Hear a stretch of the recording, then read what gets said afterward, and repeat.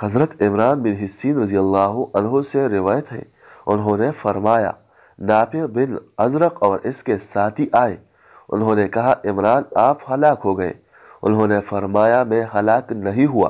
انہوں نے کہا کیوں نہیں؟ آپ ضرور تباہ ہو گئے ہیں۔ عمران رضی اللہ عنہ نے فرمایا میں کیسے ہلاک ہو گیا؟ ان لوگوں نے کہا کہ اللہ تعالیٰ نے فرمایا، ترجمہ ان سے جنگ کرو حتیٰ کہ فتنہ باقی نہ رہے اور مکمل طور پر اللہ کا دین غالب ہو جائے۔ انہوں نے فرمایا ہم نے ان کفار سے جنگ کی حتیٰ کہ انہیں ملک عرب سے نکال دیا اور اللہ کا دین مکمل طور پر غالب ہو گیا۔ اگر تم چاہو تو تمہیں ایک حدیث سناؤں جو میں نے رسول اللہ صلی اللہ علیہ وآلہ وسلم سے سنی ہے۔ انہوں نے کہا آپ نے خود رسول اللہ صلی اللہ علیہ وآلہ وسلم سے سنی ہے؟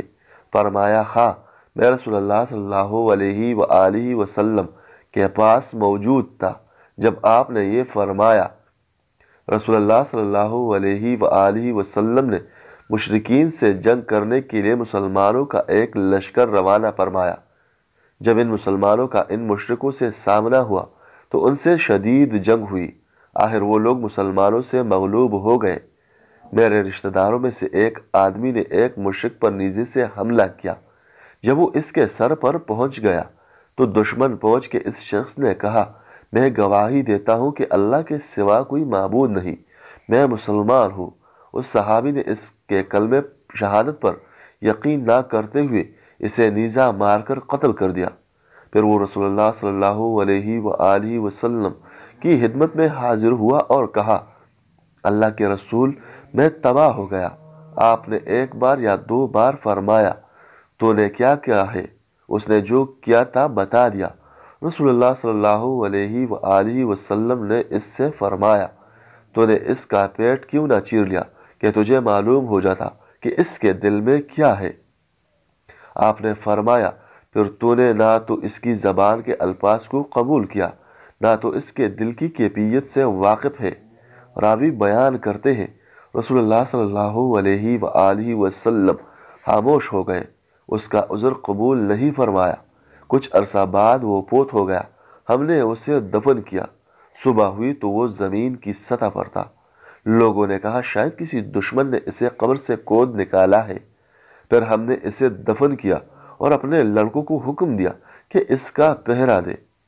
اس کے باوجود وہ اس کی لاش صبح کو قبر سے باہر زمین پر پڑی تھی۔ ہم نے کہا شاید لڑکوں کو اونگ آ گئی، ان کی غفلت سے فائدہ اٹھا کر کسی نے میت نکال لی۔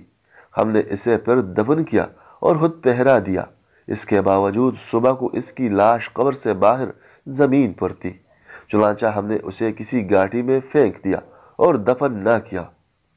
حضرت عمران بن حسین رضی اللہ عنہ سے ایک روایت اس طرح ہے، انہوں نے فرمایا ہمیں رسول اللہ صلی اللہ علیہ وآلہ وسلم نے ایک جنگی مہم پر روانہ کیا۔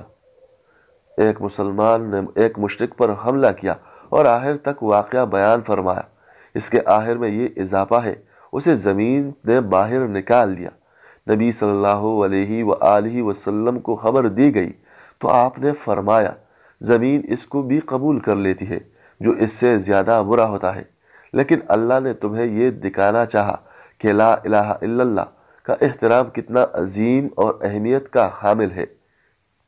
حضرت ابو سعید رضی اللہ عنہ سے روایت ہے رسول اللہ صلی اللہ علیہ وآلہ وسلم نے حجۃ الوداع میں فرمایا سنو، سب سے زیادہ احترام والا دن تمہارا یہ دن ہے۔